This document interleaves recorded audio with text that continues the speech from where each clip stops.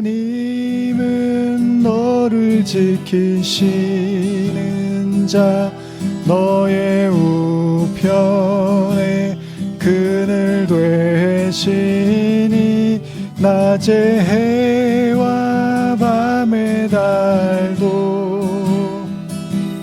너를 잃지 못하리. 하나님은 너를 지키시는 자, 너의 환난을 면케하시니 그가 너를 지키시리라. 너의 출입을 지키시리라. 눈을 들어 산을 보아라. 너의 도움 어디서 오나. 천지 지으신 너를 만드신 여호와께로다. 눈을 들어 산을 보아라. 너의 도움 어디서 오나. 천지 지으신 너를 만드신 여호와께로다. 한 번만 더 우리 기도하시겠습니다. 하나님 아버지 감사합니다. 2014년 이제 수요 예배를 또 새롭게 시작하며 특별히 요한계시록 말씀으로 한 해를 또 시작하고자 합니다. 세상이 많이 정말 어둡고 침침하고 어수선하고 또 많은 사람들이 두려움 가득 또 불안함 가득 속에 살고 있고, 그러나 또 하나님을 찾고 의지하는 마음들은 점점 사그러들고 소멸해 가고 있습니다. 정말 성경에서 말하고 있는 마지막 그 시간들을 우리가 살아가는 것을 더 이렇게 피부로 느끼는 때인 것 같습니다. 그래서 우리가 이 시간들을 또 계시록의 말씀을 또 생각하며 묵상하며 상고하며 나가기를 원합니다. 또 개인적으로 5년 만에 또 말씀을 다시 들고 서게 되는데, 하나님께 지혜를 구하고 또 성령의 이끄심을 구합니다. 우리가 단순히 지식이라든지 그저 알매 그치는 것을 원하지는 않습니다. 하나님께서 저와 그리고 함께하는 우리 성도들의 마음속에 깊은 성령의 조명과, 그리고 왜 말씀이 우리에게 정말 필요하고 우리가 이 말씀들을 또 세상에서 어떻게 검으로써 승리하며 나아갈 수 있는지를 깊이 깨닫는 시간 되게 하시고, 또 영상을 통해서나 또 여러 가지 모습으로 말씀을 듣는 많은 성도들에게도 동일한 은혜로 함께하여 주시옵소서. 감사드립니다. 예수님의 이름으로 기도합니다. 아멘. 자, 오늘 요한계시록을 저희가 2024년을 시작하면서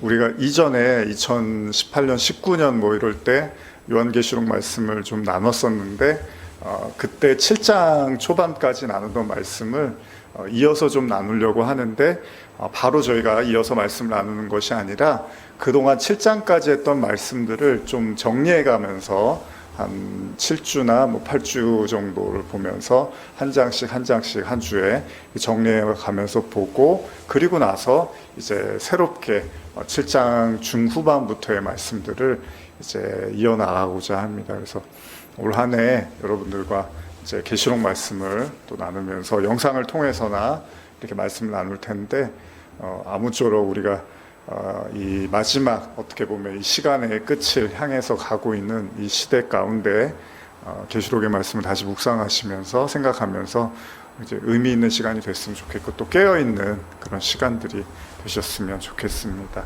그래서 요한계시록을 오늘 한번 1장을 이전에 이제 제가 나눴던 설교들이 있지만 그 설교들이 뭐 좀 이렇게 분량들이 많습니다. 뭐 한 장 가지고 3, 4주 정도 설교를 했으니까. 근데 한 주 정도에 한 장을 이렇게 좀 정리해 가면서 보고 싶은데요. 그래서 요한계시록 강해 오늘 첫 번째 다시 시작하는 요한계시록 강의 첫 번째 시간으로 요한계시록 1장 1절과 2절 말씀을 좀 읽으면서 설교를 좀 여러분과 나누고자 합니다. 한번 같이 요한계시록 1장 1절과 2절 말씀 한번 읽어볼까요? 시작. 예수 그리스도의 계시라 이는 하나님이 그에게 주사 반드시 속히 일어날 일들을 그 종들에게 보이시려고 그의 천사를 그 종 요한에게 보내어 알게 하신 것이라. 요한은 하나님의 말씀과 예수 그리스도의 증거 곧 자기가 본 것을 다 증언하였느니라. 오래전에 나눴던 말씀들을 좀 떠올려 보시면서 요한계시록에 대한 생각들을 여러분들이 한번 좀 다시 이렇게 정리도 해갔고, 사실 근데 제가 뭐 이 계시록을 이전에도 그랬지만 계시록을 나눌 때 뭐 여러 가지 배경 지식도 중요하고 역사적인 사실도 중요합니다. 그러나 이제 제가 좀 강조점을 두는 것은 이것이 오늘날 우리에게 어떻게 영적인 의미로 다가오는지에 대해서 이제 주안점을 더 두고서 이전에도 설교를 했고, 또 다시 시작하는 계시록도 그런 마음으로, 그래서 오늘날 우리에게 어떻게 이것을 우리가 이해하고 우리가 삶에서 또 우리의 신앙에서 어떻게 우리가 이 말씀들을 살아야 하는 것인가에 대한 그런 고민들을 여러분과 해보고자 말씀을 다시 시작을 했고요. 이미 앞서도 제가 말씀드린 것처럼 워낙 세상이 우리가 코로나라는 팬데믹, 제가 이제 계시록 설교를 아마 2018년 19년 하고 거의 마무리하고 나서, 그리고 나서 이제 조금 있다가 코로나가 시작이 됐던 것 같아요. 근데 제 기억에 그때 제가 계시록 설교할 때 크게 뭐 이렇게 이제 뭐 개인적인 어려움들은 사람들이 다 있지만 큰 어떤 그런 어려움들, 어떤 그 뭐 이런 팬데믹과 같은 그런 재난들이 우리에게, 우리가 살고 있는 어떤 최소한 우리 안에서 뭐 우리나라에서나 그런 것들을 크게 이렇게 겪지는 않고 있었는데, 그래서 계시록 설교하면서 제 기억에 너무 이렇게 뭔가 혼자 핏대 세우는 거 아닌가, 뭐 이렇게 세상이 조용하고 사람들이 그냥 두루두루 뭐 잘 즐기고 먹고 하면서 사는데 너무 뭐 이렇게 말세 얘기하고 종말 얘기하고 이런 것들을 혼자 이렇게 뭔가 핏대 세우는 듯한 느낌을 갖기도 했는데, 그리고 나서 이제 곧 코로나가 시작이 되고 팬데믹이 이제 되면서 3년 가까운 시간 저희가 보냈잖아요. 그러면서 이미 그 정신적으로도 제가 주일날도 가끔 말씀드리지만 정신적으로도 많은 그 황폐함과 어떤 충격들이 분명히 이렇게 남아 있는 것으로 생각이 됩니다. 그래서 충분히 여기에 대해서 뭔가 이렇게 잘 정리를 하고 잘 쉬어가고, 또 그리고 어떤 새로운 시간들을 대비하고 이런 과정들보다는 정신없이 다가왔던 어떤 그런 어떻게 보면 충격적인 상황들 속에서 그냥 그 시간들을 보내고 또 다시 이제 또 새로운 시간을 맞이하려고 하다 보니까 사람들이 마음이나 그 정신적으로 굉장히 많은 뭐랄까요, 그 여유들이 없고, 또 뭐랄까요, 정서적인 고립도 좀 많이 돼가고 소통의 문제에서도 어려움을 많이 보는 것 같습니다.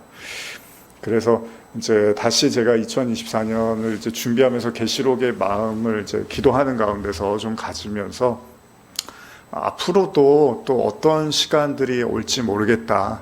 그리고 물론 뭐 지금 우리가 이렇게 또 살아남아서 또 살아있고 신앙생활을 하고 그러고 있지만, 앞으로 또 어떤 일들이 우리 앞에 펼쳐질지 모르고, 그 일들 속에서 뭐 하다못해 이웃나라에서 지진만 나도 많은 사람들이 죽고 정말 이렇게 한순간에 모든 걸 잃는 모습들을 보잖아요. 그게 우리한테 일어나지 않은 것 뿐이지 언제든지 우리에게도 일어날 수 있는 일이고, 그런 자연재해가 아니어도 그냥 우리의 삶에서도 얼마든지 병이라든지 뭐 인간관계에서나 금전적인 경제적인 어떤 문제들이 언제든지 찾아올 수 있는 것이 바로 인생이라는 거죠.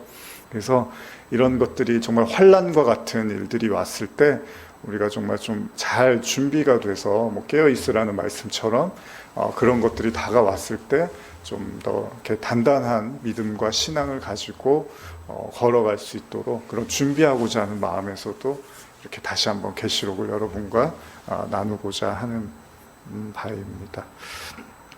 계시록은 여러분들이 잘 아시는 것처럼 요한이 반모섬에 유배되면서 이제 쓴 책이잖아요. 그래서 요한이 사실은 그 뭐 여러 가지 이유가 있겠지만은 결국 말씀을 전하는 것에 있어서 전하지 말아야 되는 상황에서 말씀을 전했고, 그로 인한 이제 죄값을 치르기 위해서 유배를 당한 거잖아요. 근데 이제 아이러니하게도 아까도 제가 이제 말씀을 뭐 준비하면서 책도 보고 이러면서도 저자도 그런 글을 쓰지만, 아이러니하게도 더 이상 말씀을 전하지 못하게 하려고 반모섬에 유배를 보냈는데, 거기서 이 계시록이라는 이제 어떻게 보면 엄청난 그 말씀을 책을 이렇게 쓰게 된 거죠. 그것은 무엇을 의미하냐면, 하나님의 그 사역들은 결코 인간에 의해서 어떻게 이렇게 저지될 수 없다라는 것을 명확하게 보여주고 있는 겁니다. 그리고 제가 이제 계시록을 앞으로 나누면서도 여러분들에게도, 우리 이제 성도님들에게도 말씀드리고 싶은 것은, 여러분들 안에서 이렇게 꿈틀거리고 있는 하나님의 어떤 그 말씀과 하나님의 역사들은 여러분들 스스로도 저지하기가 어려울 때가 옵니다. 그러니까 사람이 어느 순간까지는 그런 하나님의 뜻과 계획을 이렇게 내가 많이 이렇게 누르거나 아니면 외면하거나 피하려고도 하지만, 마찬가지입니다. 말씀 듣는 모든 성도님들도 마찬가지지만, 이 하나님의 뜻은 인간의 힘과 의지에 의해서 이렇게 굴복되어지거나 저지되어질 수 있는 영역이 아니라는 거죠. 그래서 우리가 말씀을 보는 중요한 이유 중에 하나는, 창세기부터 이 계시록까지 말씀이 이렇게 흘러오면서 그 어떤 세력도 어떤 인간도 하나님의 뜻을 이렇게 굴복시킬 수는 없다는 거죠. 그러면은 말씀이 권위가 없는 거잖아요. 언제든지 인간에 의해서 구부러지고 휘어지고 갈라지고 깨질 수 있는 거면 하나님의 언약이라든지 말씀이나 이런 것들이 별 의미가 없는 거죠. 근데 그렇지 않다는 거죠.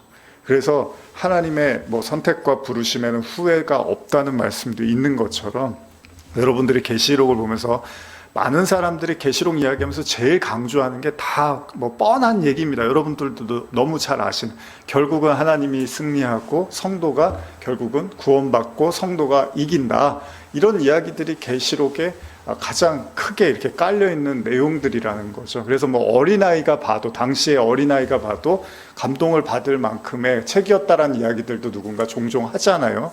그런 이야기들이 결국 계시록에 나와 있는 많은 그 난해한 구절들이 있고, 뭐 비유와 상징 여러 가지, 이걸 이제 어떻게 해석할 것인가, 그걸 하나씩 세부적으로 들어가다 보면 정말로 복잡하고 설교하기가 너무 어려운 책임은 분명합니다.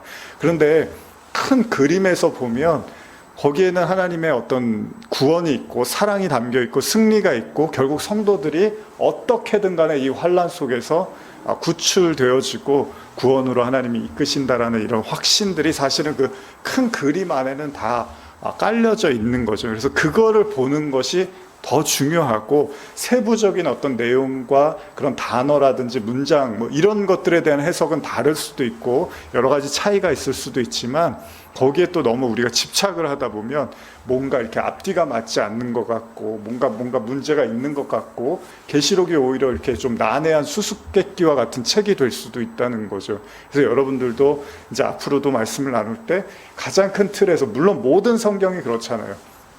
예수님한테 사람들이 묻죠. 가장 큰 계명이 뭡니까? 그랬더니 예수님이 하나님 사랑하고 이웃을 사랑해, 이렇게 정리를 해주는 것처럼, 성경의 모든 가르침은 결국은 사랑이라고 이렇게 이야기하듯이 계시록도 예외는 아니라는 거죠.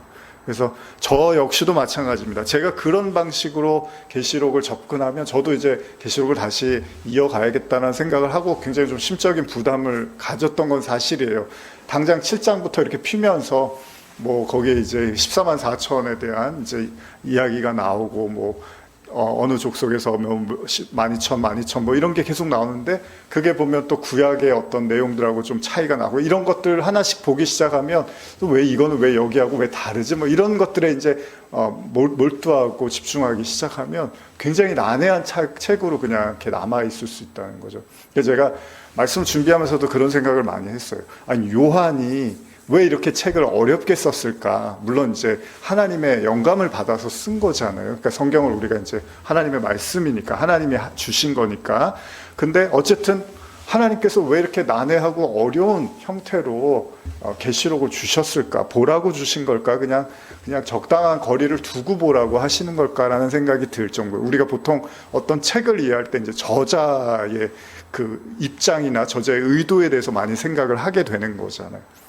그래서 우리가 독자로서가 아니라 저자는 왜 이렇게 난해하고 어렵게 말씀을 우리에게 주었을까라는 생각도 해봤는데 사실은 또 대부분 요한계시록에 나오고 있는 많은 그 메시지들이 구약에 있는 내용들을 그대로 옮긴 경우들이 많이 있습니다. 그래서 성경은 성경으로 풀라고 계시록에 있는 내용들을 이렇게 잘 찾아보고 검색을 해보면 구약 성경에서 이미 이렇게 언급되어 있는 부분들도 많이 있다는 거죠. 그러니까 조금만 우리가 관심을 갖고 신경을 써서 보면 또 얼마든지 그 해답들을 성경 안에서도 찾을 수 있다는 것도 우리가 생각해야 될 부분이라는 거죠.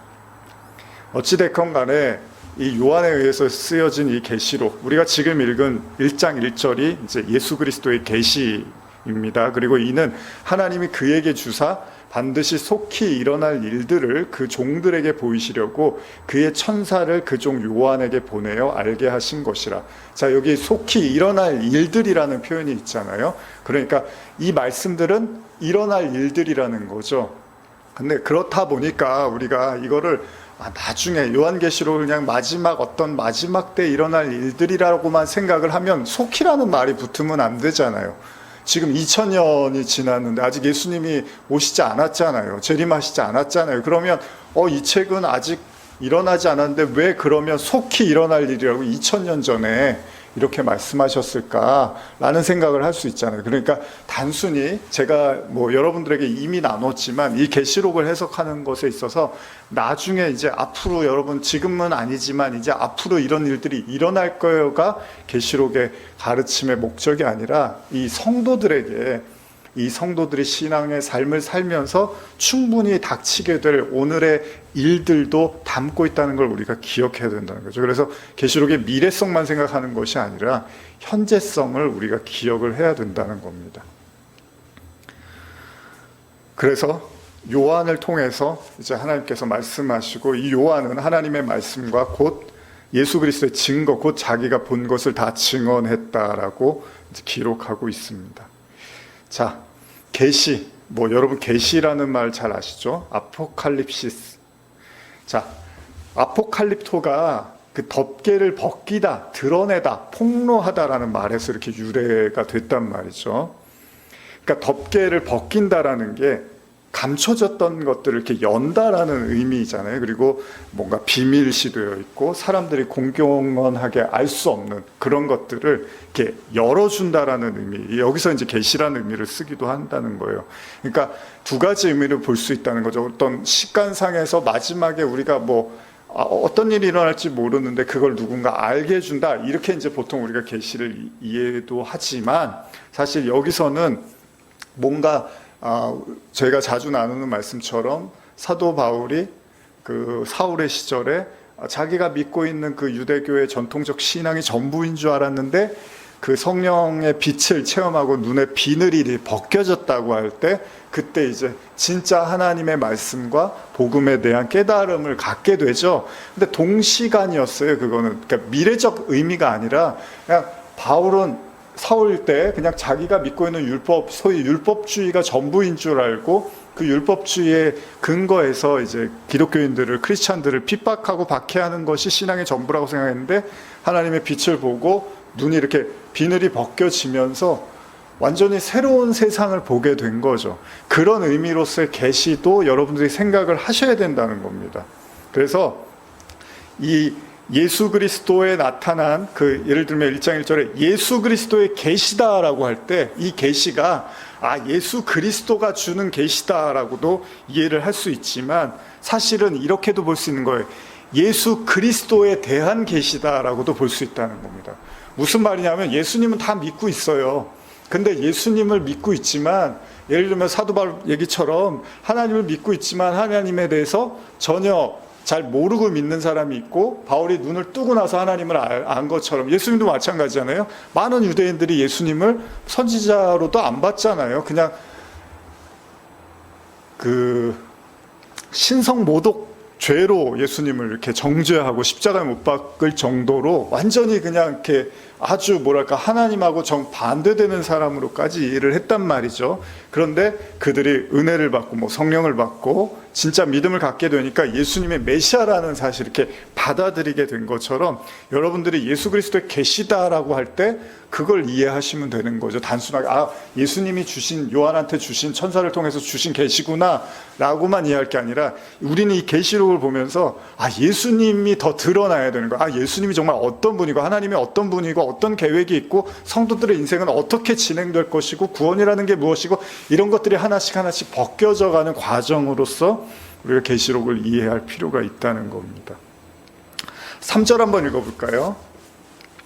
시작. 이 예언의 말씀을 듣는 자와 그 가운데 기록한 것을 지키는 자는 복이 있나니 때가 가까웁니다.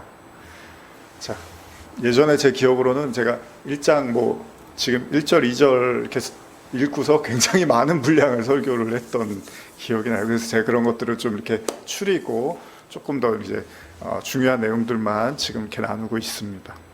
자, 때가 가깝다. 여러분 이제 우리가 베드로서에서도 이제 그런 말씀이 나오지만은 언제 주님이 오셔? 이런 표현 있잖아요. 언제 오셔? 한번 찾아볼까요? 잠깐 제가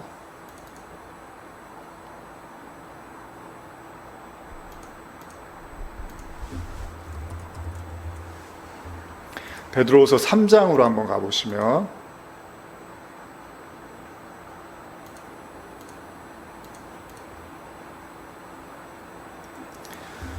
3장 3절 이하부터인데 3절부터인데 한번 같이 한번 천천히 읽어볼까요? 찾으신 분들 베드로후서 3장 3절부터입니다. 시작.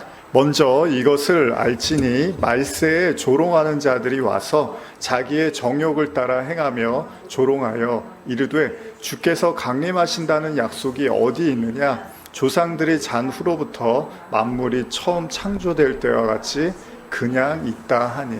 여기 보면 이제 베드로가 말하고 있죠. 제가 이거 현대화 성경을 읽어드리면 그러나 그 가운데서도 나는 제일 먼저 이 사실을 여러분들이 기억하기를 바랍니다. 마지막 때 조롱하는 자들이 나타나 진리를 비웃고 그들이 생각해낼 수 있는 모든 악을 행한다는 것입니다.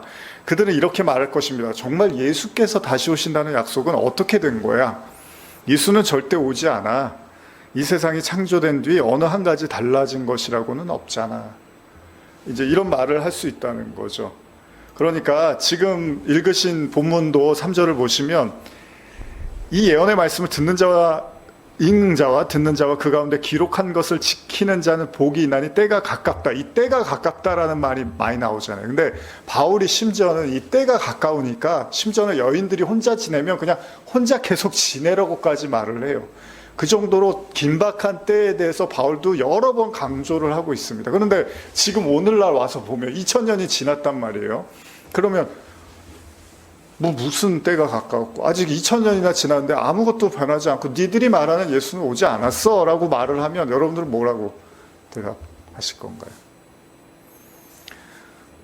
야, 늦게 오는 건 이해는 하는데 2000년이나 늦게 오는 거는 좀 말이 안 되지 않냐? 그건 안 오시는 거 아니냐? 없는 거 아니야? 지어낸 얘기 아니야? 이렇게 이야기할 수 있잖아요. 그리고 우리가 이 계시록을 보면서 분명히 2000년 전에 때가 가까웠다고 하는데 왜 이렇게 시간이 오래 지나도 아무 일도 없지? 혹시 안 계신 거 아니야? 이거 성경 이거 다 그냥 소설 아니야? 누가 쓴 거 아니야? 이런 생각을 할 수 있잖아요. 자, 한번 여기에 대한 제가 주석을 한번 읽어드릴게요. 때가 가까움이라. 본문은 예언의 말씀을 읽고 듣고 지키는 자가 복이 있는 이유이다.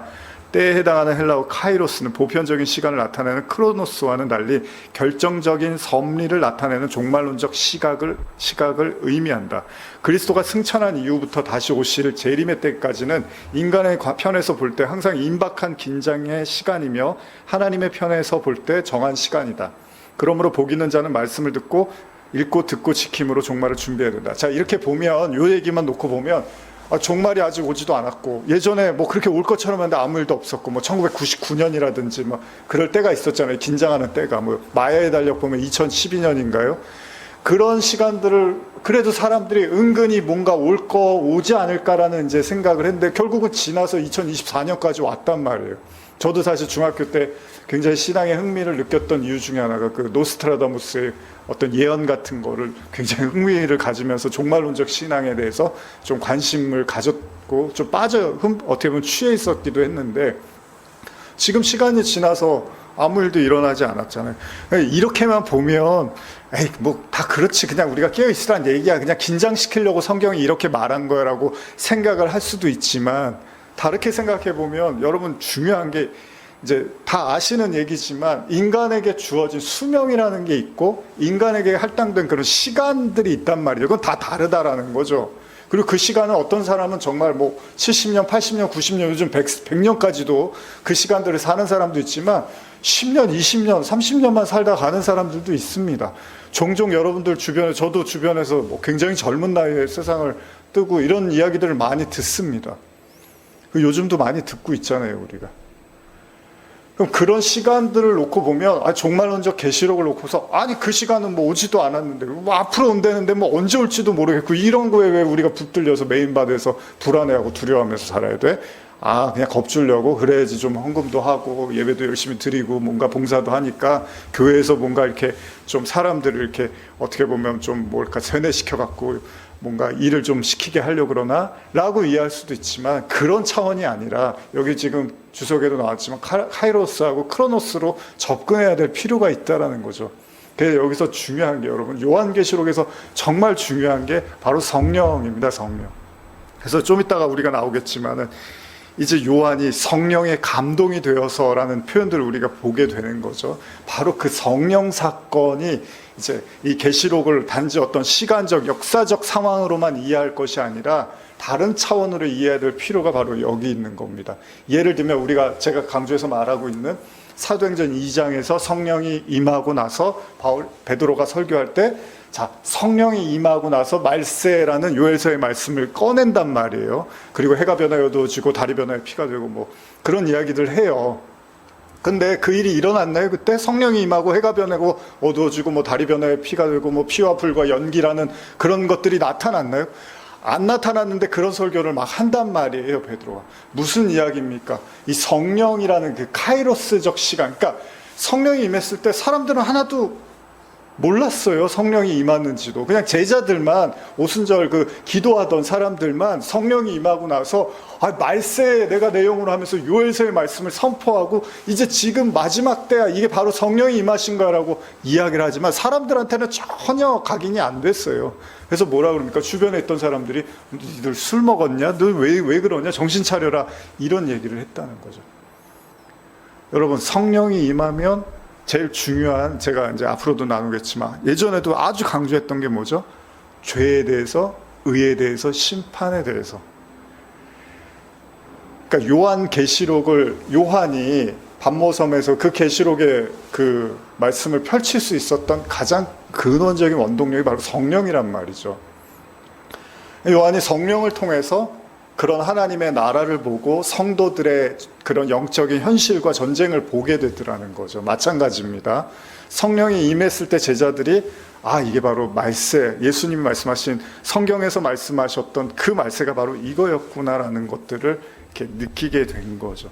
그런 의미라면 제가 이제 강조하고 싶은 것은 뭐 오지도 않을 미래, 그게 중요한 게 아니라 우리에게 주어진 시간은 그렇게 많지 않다는 거죠. 그러니까 항상 제가 뭐 말씀 많이 드리지만, 그래요, 뭐 핵전쟁이 일어나건 아니면 뭐 3차 대전이 일어나건 아니면 코로나보다 더 큰 팬데믹이 일어나건 그런 것들 우리가 미리 안다고 해서 크게 우리가 뭐가 달라질 수 있겠냐는 거예요.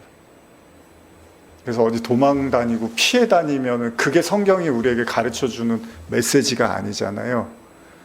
우리가 열처녀의 비유도 보았지만은 결국은 기름을 준비한 자들을 예수님이 이제 신부로 삼아서 혼인잔치에 들어오게 하는 것처럼, 중요한 거는 계시록에서 이제 앞으로 어떤 일이 일어날 거래. 그래서 막 이제 경제 이야기도 하고요. 어떤 사람들은 뭐 이제 정세 이야기도 하고, 물론 그걸 뭐 굳이 일부러 모를 필요는 없지만, 그러나 그것이 우리의 신앙의 어떤 근간이 돼서 그것이 어떤 우리의 신앙을 좌지우지할 문제는 아니라는 거잖아요.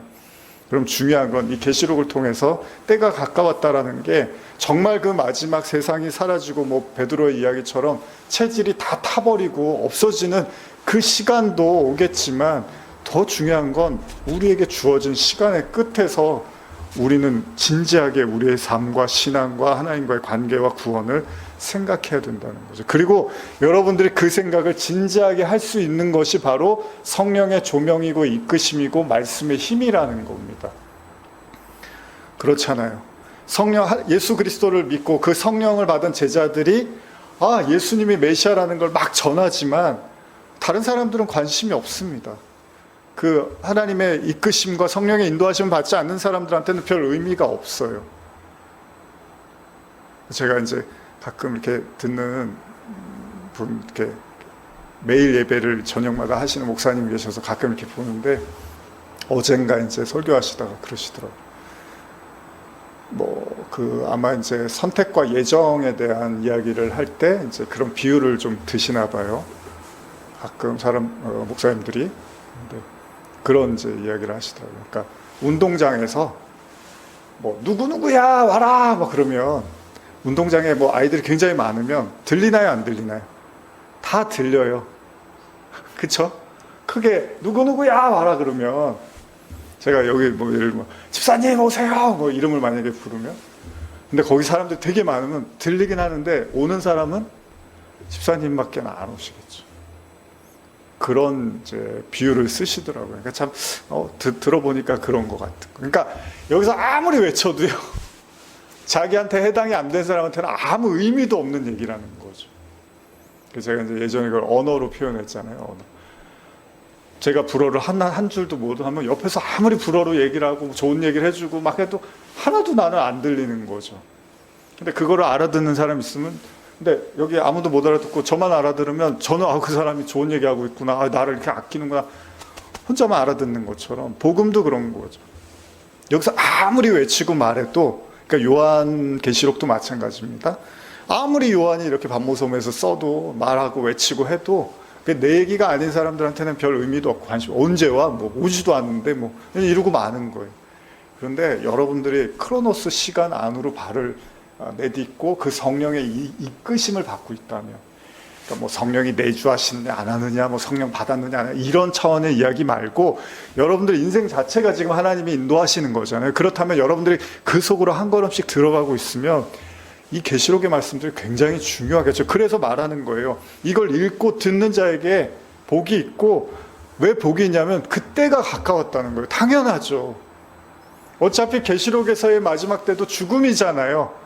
그럼 뭐 전쟁이 나도 뭐 여러분들이 생각하는 그런 어떤 것들이 실제로 일어난다도 그것도 죽음이잖아요. 근데 그 죽음이 안 와도 우리한테는 원래 죽음이 오게 돼 있어요. 제가 혼자서 이렇게 요새 묵상하다가, 사람이요, 이유 없이 걱정이 많고 이유 없이 불안하고 초조하고 이런 게 현대인들의 아주 고질병이잖아요. 불안. 왜 사람들은 이런 걸 안고 살까? 그러다 보면 이제 트라우마를 생각해요. 뭔가 어린 시절이나 젊었을 때나 오래전에 어떤 트라우마가 우리에게 그런 것들이 이제, 왜냐면 우리가 어렸을 때는 그런 불안함을 잘 안 갖잖아요. 대부분 뭐 사람마다 다르긴 하지만, 근데 이제 나이 들면서 그런 트라우마를 좀 갖잖아요. 불안을 갖잖아요. 근데 가만히 생각해 보면요, 여러분, 이런 걸 수도 있어요. 왜 우리가 시계를 잃어버린 사람이 시계를 찾으려면 어떻게 해야 되죠? 물론 전자시계 말고요, 이렇게 돌아가는 초시계. 그러면은 조용히 있으면 시계 그 바늘 소리가 아주 약하게나마 들리잖아요. 그런 것처럼 이 인간이요, 이유 없이 불안과 공포와 두려움을 느끼는 것 중에 하나는 우리가 그 사망, 그 원죄로부터 사망을 선고받은 존재잖아요. 그러면은 사망이 우리 안에 내포되어 있다는 거죠. 쉽게 제가 설명드리면 이 사망이라는 시계바늘이 계속 돌아가고 있는 거예요. 그래서 우리가 하루를 살면 살수록 그 사망의 시간이 더 가까워 오는 거잖아요. 그러니까 우리도 모르게 그걸 인식하고 있을 수도 있다는 거예요. 여러분 그런 거 있잖아요. 어렸을 때 이제 소풍 가고 그러면 너무 좋은 거예요. 제가 이제 서울랜드 이런 데 친구들하고 이제 소풍으로 가고 그러면 그것도 아는 그 당시에 제가 제 친구 중에 저희 반 친구 중에 뭐 자기 누나인가가 거기서 이제 일을 한다 그러면서 뭐 자유이용권 같은 거 지금이야 뭐 자유이용권 다 끊어서 들어가지만 그때는 이제 하나씩 끊어서 타고 뭐 빅3 뭐 이런 거 타고 그랬었는데 자기 저기 누나가가 이래서 너희 다 탈 수 있다 그래서 제가 쫓아다니면서 진짜 하루 종일 그 친구 쫓아다니면서 이제 다 타서 얼마나 행복했는지 모르겠어요. 이런 꿈이 없었어요. 근데 저녁 이제 갈 때가 되니까 갑자기 우울한 거예요.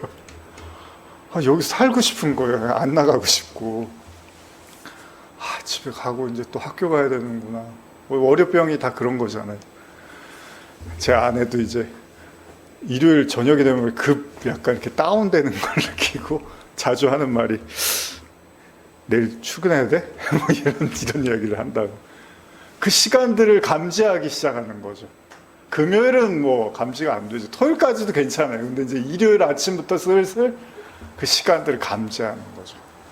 제가 사람들이 이유 없이 불안하고 두려워하는 이유 중에 하나는 어떻게 보면 그 죽음이라는 시간을 자기도 알게 모르게 감지하고 있을 수도 있겠다. 그런 의미에서 이 신앙이라는 게 참 전 좋은 것 같아요. 유익한 게 우리는 죽음을 넘어서고 이기는 사람들이잖아요.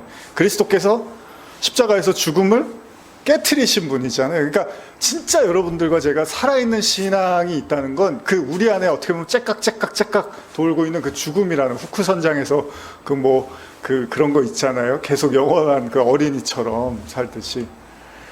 어떻게 보면 우리 안에서 그 죽음이라는 시간이 째깍째깍 되는데 그걸 그리스도가 십자가로 깨버리고 이제 우리 안에서 그 죽음이 더 이상 우리를 지배하지 못하는 아무리 오늘이 재밌고 좋으면 뭐해 이제 언젠가 난 떠날 텐데 이제 언젠가는 내가 그만 살아야 될 날이 올 텐데 이런 게 아니잖아요. 우리는 지금부터 영원까지 우리에게는 그 그리스도가 주시는 영단번의 제사로서의 그 영원을 우리는 누리는 사람들이라는 거죠.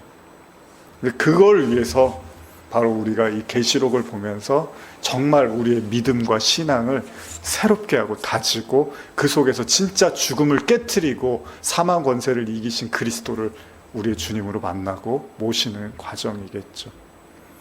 그래서 우리에게는 시간이 많지 않습니다. 제가 여러분들의 시간을 어떻게 압니까? 저도 잘 모르는데. 그래서 때가 가까운 거죠. 4절과 5절도 한번 읽어볼까요? 4절과 5절, 6절까지 한번 읽어보겠습니다. 시작.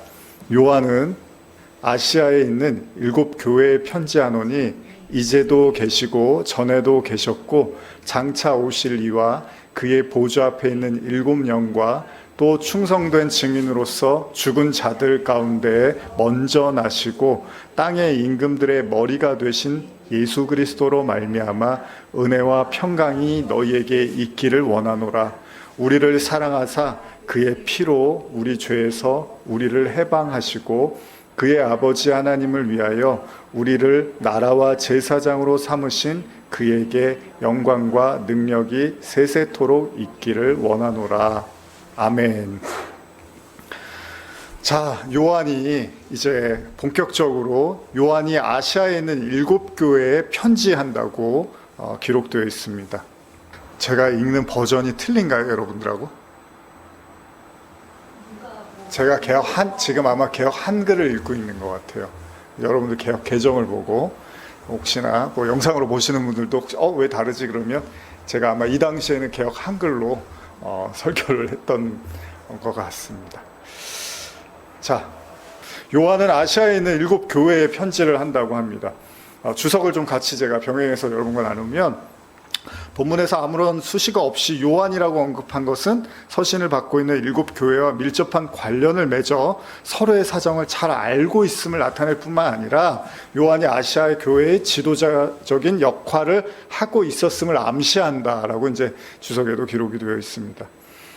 그래서 그런데 우리가 이런 생각을 하는 거예요. 그런데 왜 요한이 7 교회에만 편지를 하는가? 도대체 이 7이라는 교회가 무엇을 의미하는가? 이전에 나눴던 기억도 나시죠? 당시 교회들이 많았단 말이에요. 이 7 교회가 다가 아니란 말이죠. 그런데도 불구하고 이 7 교회로 이야기하는데 두 가지 견해가 있습니다. 첫째는 7 교회를 어떤 세대주의적 관점에서는 그 어떤 순차적으로 어떤 시대적 관점을 7 교회를 해석하는 경우도 있습니다.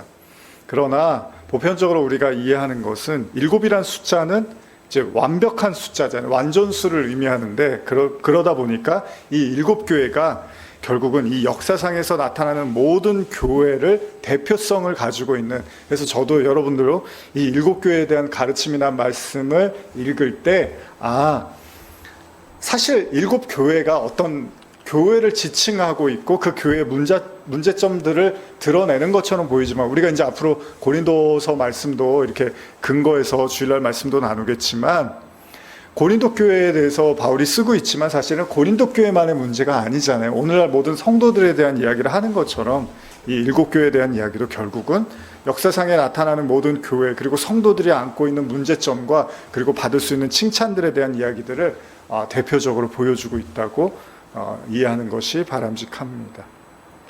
근데 중요한 게 6절을 보시면, 제가 예전에는 굉장히 강조를 했던 부분인데, 그의 아버지 하나님을 위해서 우리를, 제가 개역 개정으로 읽어드릴게요. 여러분들 좀 헷갈리시는 것 같아서. 그의 아버지 하나님을 위하여 우리를 나라와 제사장으로 삼으신 그에게 영광과 능력이 세세토록 있기를 원하노라. 아멘. 자, 우리를 나라와 제사장으로 삼았다라는 표현이 있죠. 현대어로도 한번 읽어드릴게요.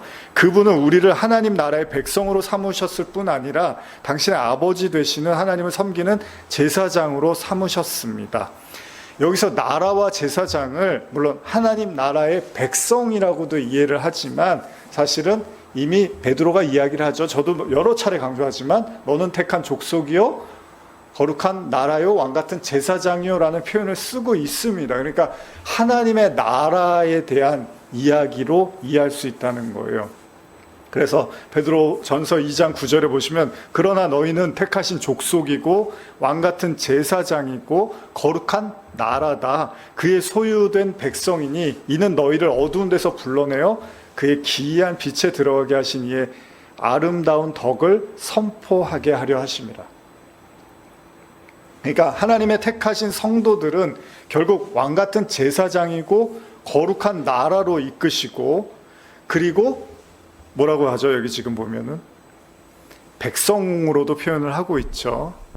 근데 굳이 우리가 하나님의 시민이고 하나님의 나라의 백성이고 이렇게도 이해를 하지만, 굳이 베드로가 나라로 설명한 이유는 하나님의 나라에 대한 이해를 우리가 좀 해야 될 필요가 있죠. 이미 제가 여러 차례 우리 교회에서는 많이 나누고 있지만은 어떻죠? 하나님의 나라는, 예수님이 누가복음에서 말씀하시죠. 하나님의 나라는 여기 있다 저기 있다는 게 아니라 하나님의 나라는 너희 안에 있다라고 합니다. 근데 이 말씀을 제가 자주 나누긴 하지만, 여러분들이 얼마나 공감하느냐, 그리고 얼마나 실질적으로 이것을 느끼느냐의 문제인데,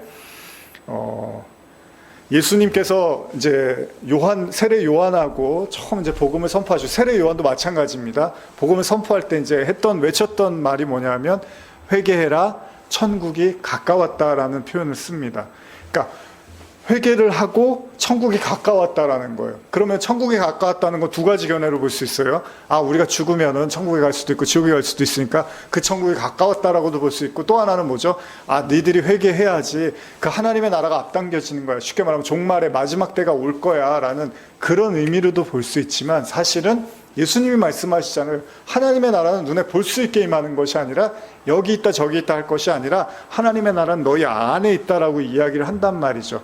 이게 사실 요한계시록을 푸는 데 있어서 굉장히 중요한 어떻게 보면 내용 중에 하나인데, 왜 그러냐면 앞으로도 제가 나누겠지만은 이 성전의 개념이라든지 하나님의 나라에 대한 개념을 단순하게 어떤 그냥 미래의 것으로만 이해하면 계시록이 여러분들에게 크게 와닿지 않습니다. 별 의미로 그냥 나중에 그렇게 뭐 하나님의 나라가 오겠지, 뭐 우리가 죽으면 가겠지, 아니면은 마지막 때 종말의 어떤 사건들이 다 끝나면 하나님의 나라가 임하겠지, 이제 이렇게만 보면 그냥 계시록은 그냥 미래의 어떤 책인 거예요. 근데 예수님이 뭐라 그래요? 회개해라, 천국이 가까웠다라고 하는데 그 천국은 바로 예수님 자신을 이야기하기도 한단 말이죠. 그래서 베드로가 너희는 택한 족속이고 왕같은 제사장이고 거룩한 나라고 뭐 백성이다, 이런 표현을 다 쓰는 게 그리스도를 중심으로 해서 그리스도를 믿고 그의 마음속에 그리스도를 모신 사람들이 바로 그런 존재들이 됐다라는 의미들이 강하다라는 거죠. 근데 지금 이제 이 말씀을 들으시면서도 그래서 하나님의 나라가 됐다는 게 무슨 얘기고, 그게 하나님의 성전이라는 것도 무슨 의미일까, 이런 이제 생각들을 하실 수가 있다는 거죠. 근데 어쨌든 우리가 이제 이 말씀을 보면서 제가 조금 더 읽어보면 베드로전서 2장 7절을 보시면, 그러므로 믿는 너희에게는 보배이나 믿지 않는 자들에게는 건축자들이 버린 그들이 모퉁이의 머릿돌이 되고 또한 부딪히는 돌과 걸려 넘어지게 하는 바가 되었다 하느니라. 그들이 말씀을 순종하지 아니함으로 넘어지나니 이는 그들을 이렇게 정하신 것이라. 이런 말씀이 있는데 계시록의 말씀도 마찬가지겠죠. 여러분, 우리 그런 거 있잖아요. 누군가의 환심을 사고 누군가에게 좋은 어떤 이미지를 주기 위해서는 그 사람이 원하는 얘기를 해주면 되는 거잖아요. 그러니까 그 사람이 불편해하고 싫어하는 얘기를 안 하면 되는 겁니다. 근데 반대로 그 사람을 정말 위해서 하는 얘기예요. 정말 아껴서 하는 얘기인데 좀 그 사람이 듣기는 불편하고 받아들이기 싫은 얘기일 수도 있어요. 근데 꼭 해줘야 되는 얘기가 있다면 그 이야기 때문에 관계가 깨질 수도 있잖아요. 그래서 지금 말씀이 뭐냐면, 예를 들면 유대인들한테 예수를 얘기 안 하면은 유대인들하고 잘 지낼 수 있는 거잖아요. 사도 그 행전을 중심으로 봤을 때. 근데 그 유대인들 안에서 예수가 그리스도고 예수가 너희들이 예수를 죽였고 십자가를 지신 이유가 바로 우리 죄 때문이야, 이런 얘기를 하면 이제 유대인들하고 관계가 소원해지고 심지어는 이제 깨지고 나중에 핍박 대상이 될 수도 있는 것처럼 복음이라는 것도 그럽니다. 하나님의 말씀도 그렇습니다. 진짜 그 말씀을 깊이 우리가 전하고 나누다 보면 여러분도 그렇고 저도 마찬가지지만 이게 껄끄럽고 별로 듣고 싶지 않은 이야기들이 분명히 곳곳에 숨어 있습니다. 제가 요즘 아주 많이 느끼는 것 중에 하나가 정말 하나님이 저를 이렇게 속까지 다 끌어다가 이렇게 다 내장까지 끌어다가 이렇게 보여주는 것 같은 느낌을 받아요.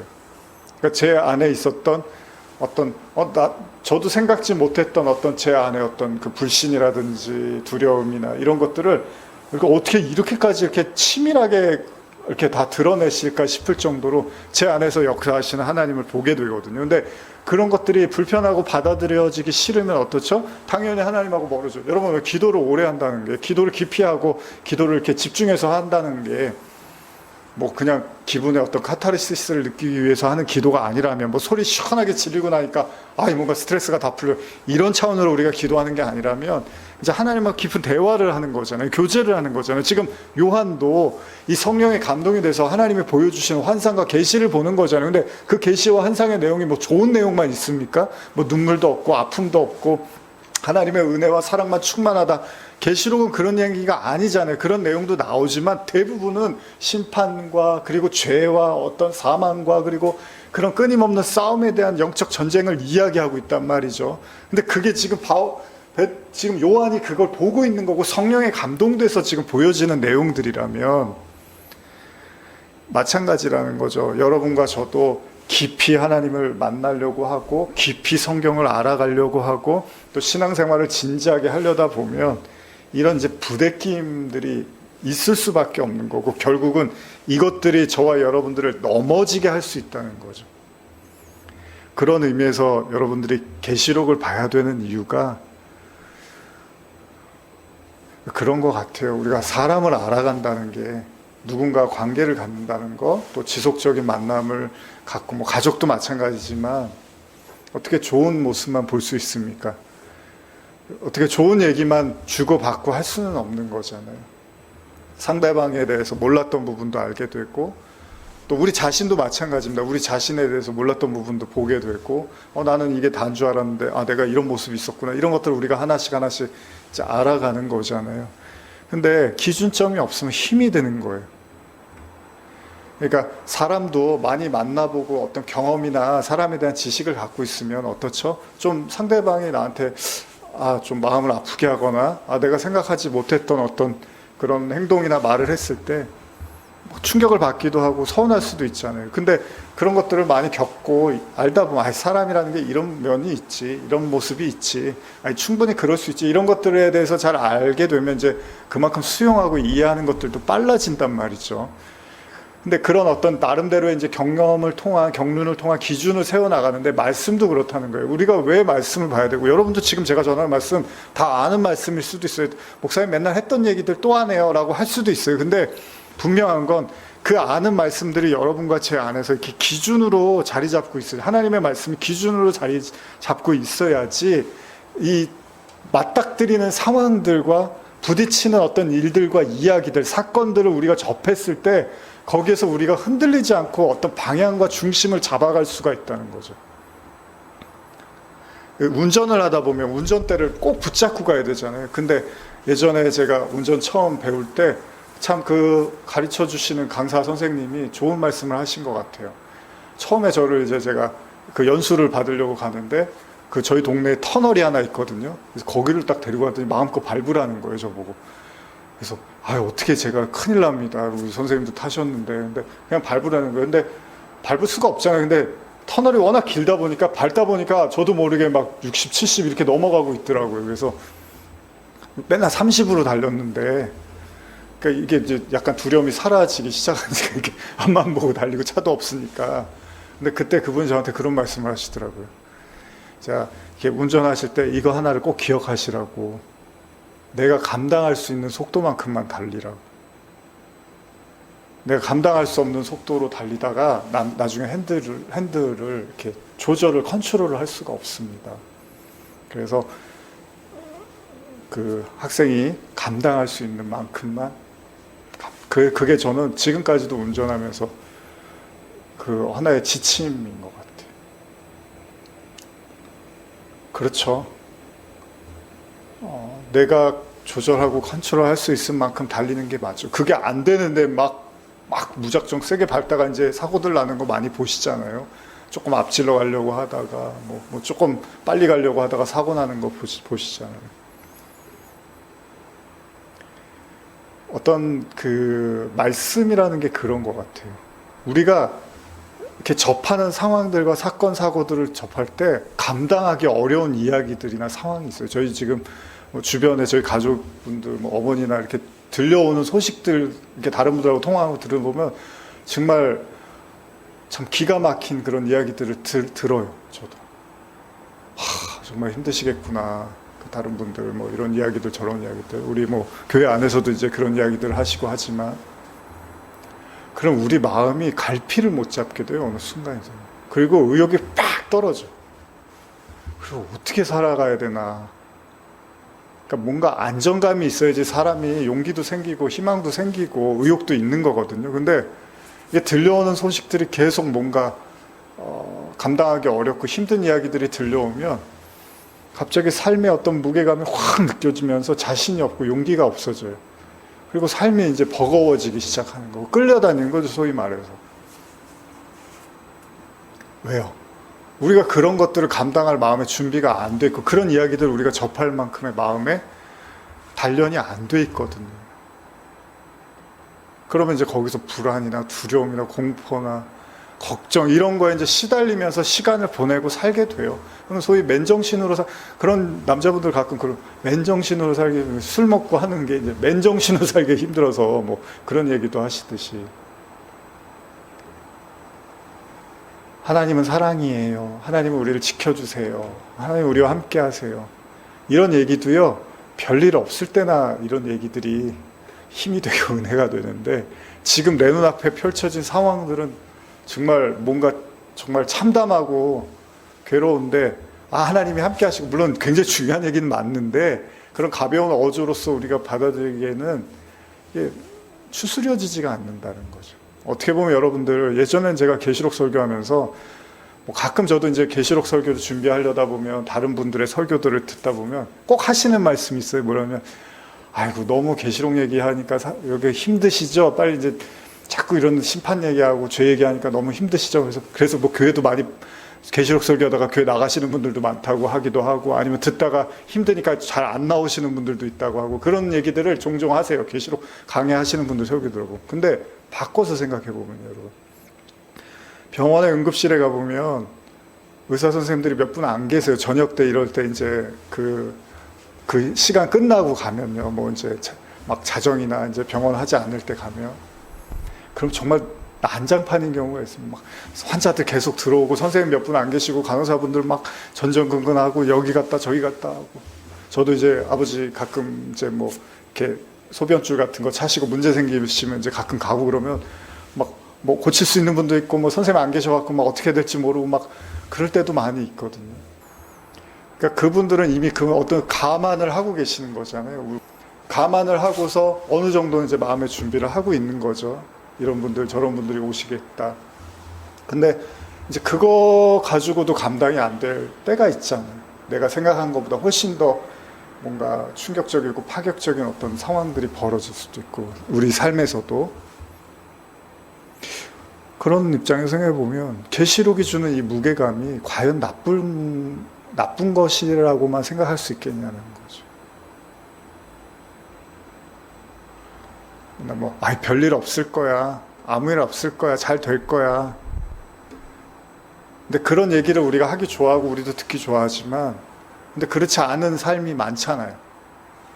그러면 오히려 너에게 혹시 이런 일들이 생겼을 때, 물론 이런 일이 안 생기면 좋지만 이런 상황들이 벌어졌을 때 그래도 좌절하지 마. 그래도 하나님이 이렇게 도와주실 거고, 성경에도 그런 얘기가 있어. 그러니까 하나님하고 무관하고 하나님 못 도우시고 손을 못 쓰는 일이 아니라 성경에도 그런 이야기들에 대해서 하나님이 미리 우리에게 가르쳐주고 계셨어 라고 말해준다면 그게 정말 더 뼈가 되지 않겠습니까? 살이 되고. 여러분들에게도 이 계시록을 이제 다시 나누면서 계시록은 어렵고 무겁고 뭐 죄 얘기하고 심판 얘기하고 그러다가 구원 얘기는 잠깐 하고 참 스트레스다 라고 느끼실 수도 있지만, 반대로 오히려 어쩌면 이 혼탁하고 혼란한 시대에 정말 우리가 맞아야 될, 정말 우리가 이렇게 면역을 가져야 될 말씀이 아닐까라는 생각을 해봐요. 그래서 수요일마다 이제 우리가 말씀 나누실 때 5년 전의 느낌이 아닌, 오히려 이제는 그래, 이 계시록이 나한테 진짜 힘이 된다. 저도 전하면서 그때는 너무 힘든 얘기만 자꾸 드려서 막 미안해하면서 설교했는데, 이제는 오히려 그래, 우리가 단련되고 힘이 되고 또 그 거대한 폭풍 속에서 하나님의 말씀으로 한번 살아가 보자라는 그런 좀 담대한 용기와 믿음이 되셨으면 좋겠습니다.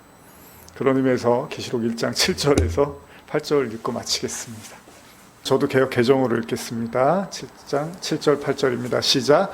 볼지어다 그가 구름을 타고 오시리라. 각 사람의 눈이 그를 보겠고 그를 찌른 자들도 볼 것이요 땅에 있는 모든 족속이 그로 말미암아 애곡하리니 그러하리라. 아멘. 주 하나님이 이르시되 나는 알파와 오메가라. 이제도 있었고 전에도 있었고 장차 올 자요 전능한 자라 하시더라. 이 말씀하고 마무리하겠습니다. 우리가 계시록 보면 계시록의 모든 사건이 끝나야지만 이제 예수님이 재림하신다는 그런 피상적 생각을 하고 있는데, 여러분 예수님이 제자들을 떠나실 때, 승천하실 때 뭐라고 하시죠? 내가 세상 끝날까지 너희와 함께 하겠다고 하셨습니다. 그 세상 끝날 게 이제 계시록으로 우리가 알고 있는 거죠. 근데 그 세상 끝날까지도 주님은 같이 계시겠다고 한 거예요. 주님이 이제 승천하고서 저기 어디 안 보이는 데 계시다가 이제 계시록 때 짠하고 마지막 때 나타나는 게 아니라 세상 끝날 때까지 여러분과 함께 하시겠다고 해요. 그러니까 어제나 오늘이나 내일이나 영원히 주님은 동일하신 겁니다. 뭐 계시록에 주님은 뭐 어디 피해 계시고 안 계셔갖고 그래서 대화를 나누는 우리가 맞는 이런 게 아니라, 그냥 예수님은 어제나 오늘이나 내일이나 똑같이 우리 곁에 계세요. 그게 임마누엘이잖아요. 그 믿음을 우리가 계시록에서 자꾸 찾아가고 확인해 가는 거죠. 그 여러분과 저의 어떻게 보면 고단하고 힘겨운 일상 속에서도 이걸 계속 확인하고 찾아가는 과정이라고 생각합니다. 다시 한번 말씀 들으시는 모든 분들, 우리 성도님들을 포함해서 단지 어렵고 수수께끼 같은 말씀이라고만 생각하지 마시고 진짜 이 마지막 때를 살아가는 우리에게 정말 뼈가 되고 살이 되고 구원이 되는 말씀이라는 걸 잊지 않으셨으면 좋겠습니다. 기도하시겠습니다. 하나님 아버지 감사합니다. 이제 2024년 새롭게 시작하며 계시록 말씀을 나눕니다. 다시 새로운 마음으로 또 말씀 나눌 때 정말로 이 말씀이 생명이 되게 하시고 구원이 되게 하시고 또 힘겨운 정말 말로 다 할 수 없는 그런 곤란과 어려운 형편에 있는 그 누군가에게 또 이 말씀이 검이 되고 은혜가 되게 하여 주셔서 넉넉히 이기며 그리스도의 능력으로 살아가게 하여 주시옵소서. 감사드리며 예수님의 이름으로 기도합니다. 아멘. 우리 마지막으로 나의 안에 거하라 함께 찬양하고 이제 잠깐 기도하시고 마치겠습니다. 자, 이제 우리 함께 찬양하면서 오늘 이제 첫 시간 시작했는데 여러분들 혹시 아까 제가 나누면서 어떤 죽음이라는 시간에 대한 이야기를 했잖아요. 째깍째깍 우리 안에서 알게 모르게 진동하고 있는 오늘 여러분들의 모든 무거운 짐 주님께 맡기고 이제 앞으로 계시록 나누고 기도하며 나갈 때 좀 더 우리의 영혼이 우리 그리스도의 영이 있는 곳에 자유함이 있다고 하잖아요. 그 말씀의 의미를 정말 여러분들이 삶으로 또 신앙으로 느끼는 그런 시간이 되셨으면 좋겠습니다. 그런 마음으로 우리 나의 안에 거하라 우리 한번 부르시고 잠깐 여러분들의 모든 마음의 짐 걱정 주님께 올려드리면서 그렇게 나가겠습니다. 나의 안에 거하라 나는 내 하나님이니 모든 환난 가운데 너를 지키는 자라 두려워하지 말라 내가 널 도와주리니 놀라지 말라 내 손 잡아주리라 내가 너를 지명하여 불렀나니 너는 내 것이라 너의 하나님이라 내가 너를 보배롭고 존귀하게 여기노라 너를 사랑하는 내 여호와 내가 너를 지명하여 불렀나니 너는 내 것이라 너의 하나님이라 내가 너를 보배롭고 존귀하게 여기노라 너를 사랑하는 내 여호와라. 우리 같이 한번 기도하겠습니다. 같이 주기도문으로 마치겠습니다. 하늘에 계신 우리 아버지여 이름이 거룩히 여김을 받으시오며 나라가 임하옵시며 뜻이 하늘에서 이루어진 것 같이 땅에서도 이루어지리이다. 오늘날 우리에게 일용할 양식을 주옵시고 우리가 우리에게 죄 지은 자를 사하여 준 것 같이 우리 죄를 사하여 주옵시고 우리 시험에 들게 하지 마옵시며 다만 악에서 구하옵소서. 대개 나라와 권세와 영광이 아버지께 영원히 있사옵나이다. 아멘.